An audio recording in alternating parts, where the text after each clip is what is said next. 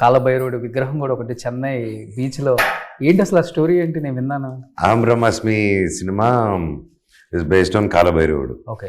And విగ్రహం తయారు చేసాము. అండ్ ఆ మూవీ కూడా 80 feet విగ్రహం చేసాం. ఇంకో మినియేచర్ విగ్రహం అంత ఉంటే అది ఎప్పుడు ఇంట్లో ఉన్నింది. Okay.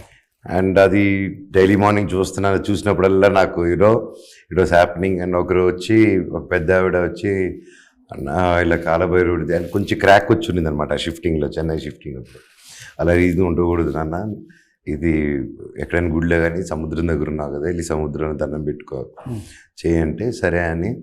Then it was an emotional moment నాకు. ఓకే.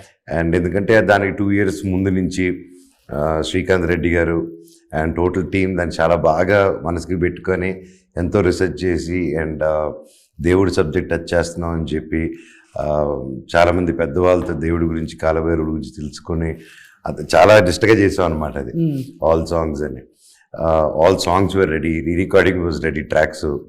సో అప్పుడు ఆగిన దానివల్ల ఇంకా అది డైలీ ఉండుంటే అది కరెక్ట్ కాదు. సో మళ్ళీ స్టార్ట్ చేసినప్పుడు వీ కెన్ ఆల్వేస్ ప్రిపేర్ అనే ఉద్దేశంతో తీసుకెళ్ళి సముద్రంలో వదిలి దండం పెట్టుకున్నాను.